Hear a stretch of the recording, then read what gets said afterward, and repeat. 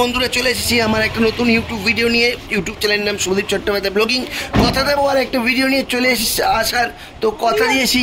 তো আগের দিন যে ভিডিওটা তোমরা দেখেছো সেটা হচ্ছে রনকের বাড়ি, মানে আমার বন্ধু রনক ঘোষের বাড়ি বিপত্তারিণী পুজোর অনুষ্ঠান। তো আজ হচ্ছে রনকের বাড়ি বিপত্তারিণী পুজোর অনুষ্ঠানে বিসর্জন যাত্রা, মানে আজকে বিপত্তারিণী পুজোর বিসর্জন হবে। তো সেই জন্যই সাজ সরঞ্জাম চলছে। তো দেখতেই পাচ্ছ এখানে রনক আর রনকের এক কি বলবো ভাই সম্পর্কে ভাই, এরা দুজন মিলে বিপত্তারিণী ঠাকুর ভাসান দেবে বলে গাড়ি সাজাচ্ছে। আর এই হচ্ছে বিপত্তারিণী পুজোর ঠাকুর। এবং বিপত্তারিণী পুজোর ঠাকুরটাকে লরিতে তোলা হবে, তারপর আস্তে আস্তে গঙ্গার ঘাটে নিয়ে যাওয়া হবে ভাসানের জন্য, বিসর্জনের জন্য। সত্যি বিসর্জনের সময় এর নামটা করলেই মনটা যেন খারাপ হয়ে যায় যে এই তো ছিল, এই তো ছিল, এই ভালো ছিল, এই ভালো ছিল, এই ঠাকুর কি সুন্দর পুজো হচ্ছিল, কিন্তু বিসর্জন হলেই কেমন যেন মনটা খারাপ হয়ে যায়। তো যাই হোক, এটাই তো নিয়ম, যে পরিস্থিতির সঙ্গে সঙ্গে সব কিছু মানিয়ে নিতেই হবে, তাই না বন্ধুরা? তোমরা কি বলো? তো যাকগে আমি এই ভিডিওতে আর তেমন কিছুই বলবো না। এটা হচ্ছে ছোট একটা ভিডিও। তো ভিডিওটা দেখার সঙ্গে সঙ্গে লাইক, কমেন্ট, শেয়ার, সাবস্ক্রাইব অবশ্যই করো। তো এই হচ্ছে রনক ঘোষ, আমার স্কুলের ছোটোবেলাকার বন্ধু। তোমাকে তো বলেইছি এরা কি এই বন্ধুটা খুব সুন্দরভাবে শুধু বিপত্তারিণী কেন, অন্যান্য সমস্ত ঠাকুর, সরস্বতী ঠাকুর, লক্ষ্মী ঠাকুর, এমনকি নিজের বাড়ির সমস্ত পুজোর আয়োজন নিজে একা হাতে সব কিছু সামলায়। আর সত্যি এদের ঠাকুর, এদের বাড়িতে ঠাকুরের পুজোতে এসে মনটা খুব আনন্দে ভরে যায়। যেন মনে হয় দক্ষিণেশ্বর তারকেশ্বরে মন্দিরে এসে ঠাকুর দেখছি। মানে এদের বাড়ির ঠাকুরের সাজসজ্জাটাই এরকম, তারকেশ্বর দক্ষিণেশ্বরে পুজোর ঠাকুর সাজানোর মতো। সবাই বলে খুব সুন্দরভাবে ঠাকুর সাজানো হয়েছে। আমারও খুব ভালো লাগে, যাকে বন্ধুর বাড়িতে এসে ঠাকুর পুজোয় উপস্থিত থাকতে পেরে খুব আনন্দ পেয়েছি। আশা করি আসছে বছর আবার হয়তো আসতে পারবো। তো তোমার শুরু হয়ে গেছে ঠাকুর বিসর্জনে সমস্ত নিয়ম, রীতি নিয়ম। তো ভিডিওটা দেখার সঙ্গে সঙ্গে লাইক, কমেন্ট, শেয়ার, সাবস্ক্রাইব অবশ্যই করো। আর নিচে থাকা বেল আইকন বাটনটা অবশ্যই ক্লিক করো, ঠিক আছে? তো ভিডিওটা শুরু করলাম।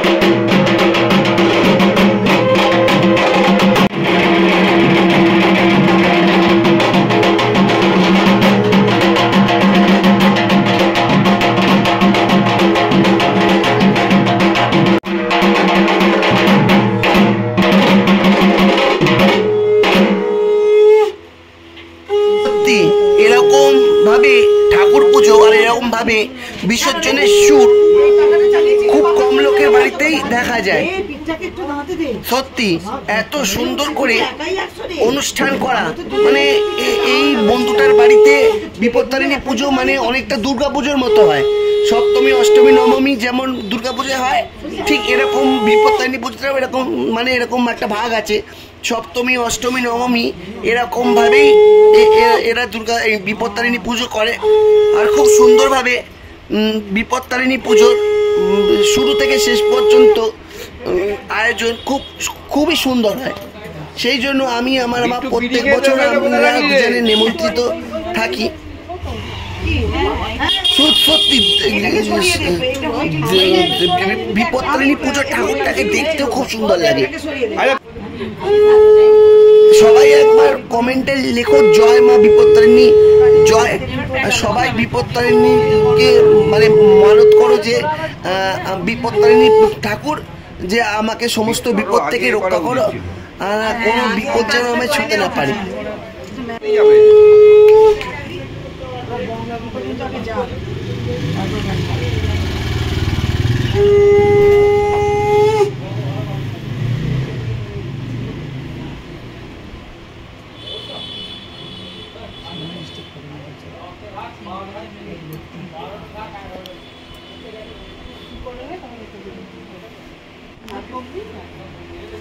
আর আমার এই বন্ধুটার মন এতটাই ভালো, শুধু আমি কেন, একবার আমার গেল বছরের কথা বলছি, কল্পতরু পুজো যখন হয়েছিল সেই সময় আমি আমার ভাই আমার ভাইয়ের বউ সমেত নেমন্তন্ন পেয়েছিলাম।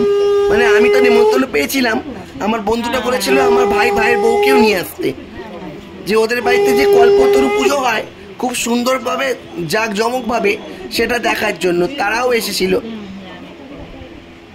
এসে দেখে গেছিল, এমনকি প্রশংসাও পেয়েছিল।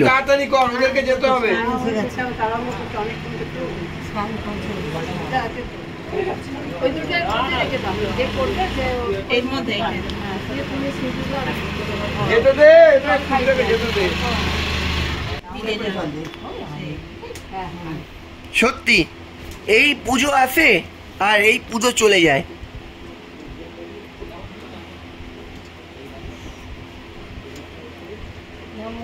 এটাই নিয়ম, প্রত্যেক বাঙালির নিয়ম। ওই যে বলে 12 মাসে 13 পার্বণ, ঠিক সেরকম।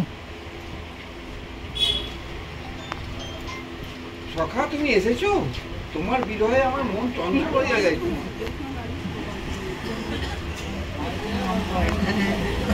মাম্পাই যাবে? আসার কথা তো।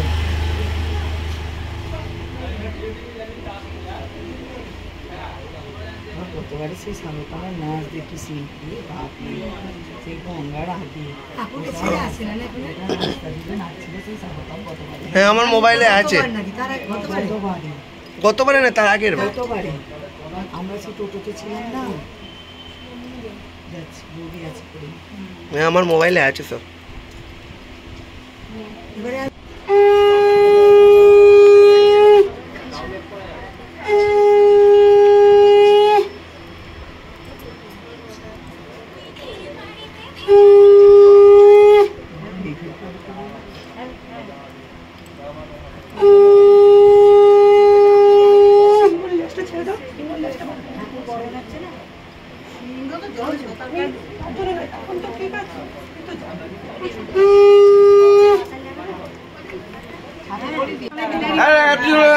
একটা কথা কি আছে,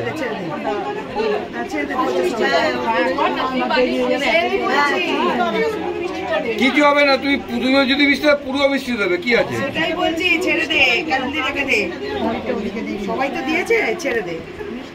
হ্যাঁ হ্যাঁ ওইটা ধরে ঘুরিয়ে দিতে কতক্ষণ লাগে? একটু কথা বলো। ওইটা ধরো, ওইটা ধরো। ওটা কেন ধরবো, আর ঘুরিয়ে দিতে সময় লাগবে, সবাই আছে না। আর পান লাগবে না, ছেড়ে দে, ছেড়ে দে।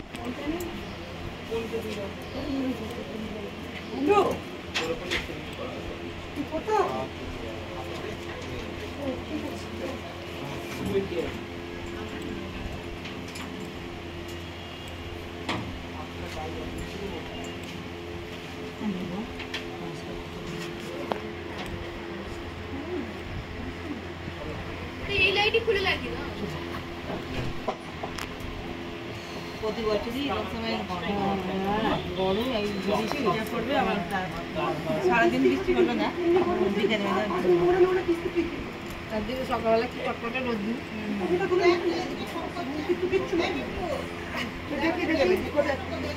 ওই তো ওকে জল দাও না, জলের বোতল থেকে মন পাই গেছে।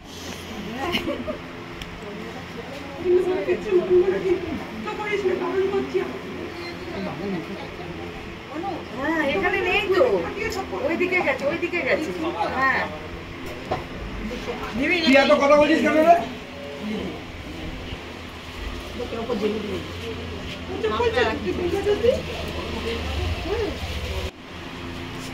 ওই আঙুলে দিতে নেই, এই আঙুলে। হ্যাঁ এই আঙুলে আমি তো দিয়েই আঙুলটা না, হ্যাঁ হ্যাঁ হৃদয়ের সাথে খেলে। হ্যাঁ নিজেও করে ফেলবে। নিজেরা করতে পারি কিন্তু ঠাকুরকে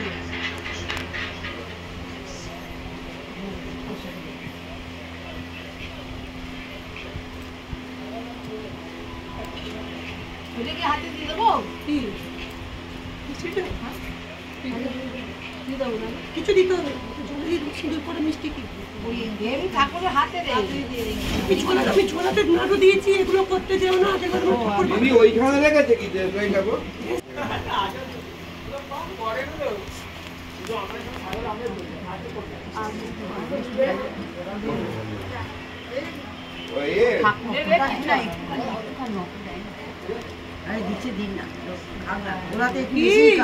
দিয়েছি তো, কেন আমি ঠাকুরটা নষ্ট করবো নাকি? দাও তো, আমি একটু খাইয়ে দিই।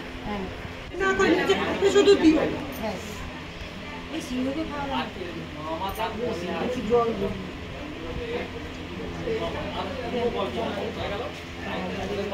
ওরকম করে কেন দিচ্ছ? আঙুলে করে তো বেশি করে জল পড়ে যাবে। ওদিকে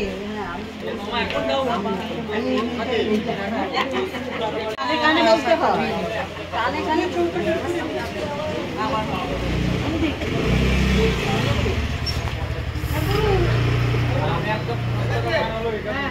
জুতোটা কোথায়? সিঁদুরটা বড় করে পর,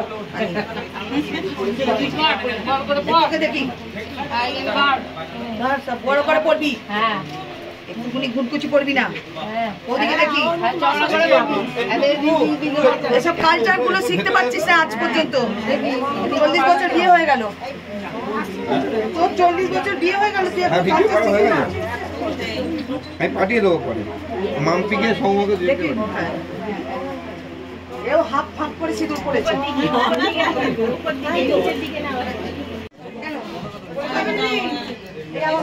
এবারে ঠাকুর বিসর্জন মানে ঠাকুরকে গাড়িতে তোলার সময় এসে গেছে, সেই জন্য দেখতেই পেলেন কাকিমা মানে যারা বড়রা আছে তারা মানে ঠাকুর বিসর্জন করার আগে সমস্ত নিয়ম নীতি মেনে সিঁদুর খেললেন এবং সিঁদুর খেলে ঠাকুরকে এবার আস্তে আস্তে লরিতে তোলা হলো।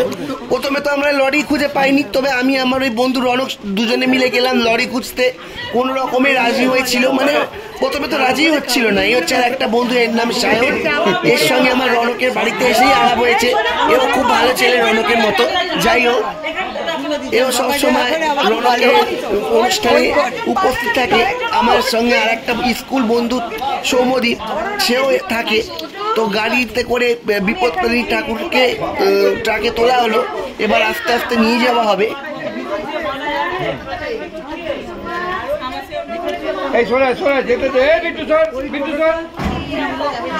এই যে ট্রাকের উপর যে দুটো ছেলে দাঁড়িয়ে আছে দেখলে এরাও হচ্ছে রনকের বন্ধু, মানে রনকের খুব উপকারী বন্ধু। ওটা তো রনকের ভাই। আরেকজন যে ছেলেটাকে দেখলে সে হচ্ছে রনকের বন্ধু, মানে রনকের সমস্ত রকম অসুবিধাতে সাথী হিসেবে, মানে রনকের সাথী হিসেবে দেখতে পাবে।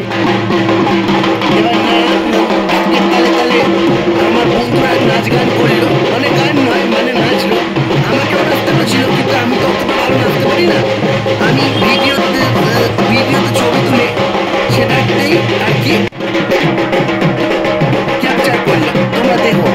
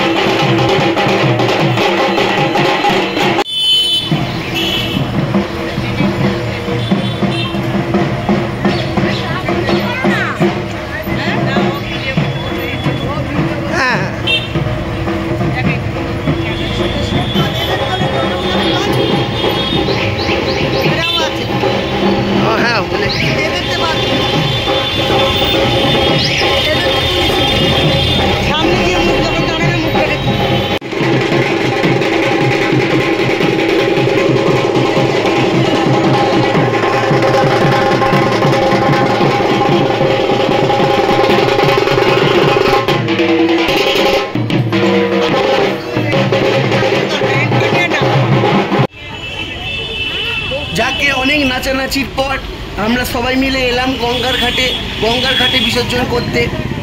যাই হোক, মনটা একটু খারাপ হয়ে গেল, কিন্তু ওই যে আগেই বললাম কিছু করার নেই, নিয়ম মানতেই হবে। যাকে এবার ঠাকুরকে নিয়ম রীতি অনুযায়ী 7 পাক ঘুরিয়ে আমরা গঙ্গার ঘাটে ঠাকুরটাকে বিসর্জন করে দিলাম। আর গঙ্গার জল একটুখানি গায়ে ছিটিয়ে নিয়ে বললাম আসছে বছর আবার এসো বিপত্তারিণী ঠাকুর, আর সমস্ত রকম বিপদ থেকে মুক্ত করো, যার যার বিপদ আছে সমস্ত মনস্কামনা পূর্ণ করে, মানে বিপদ মুক্ত করো, এরকম বলে মনস্কামনা পূর্ণ করে বিপত্তারিণী পুজোকে জলে ভাসিয়ে দিলাম। এই করে আমাদের এবছরের মতো বিপত্তারিণী পুজোর যাত্রা শেষ হলো। অত দূর যাওয়ার দরকার নেই, এখান থেকেই করা যায় 25-এর।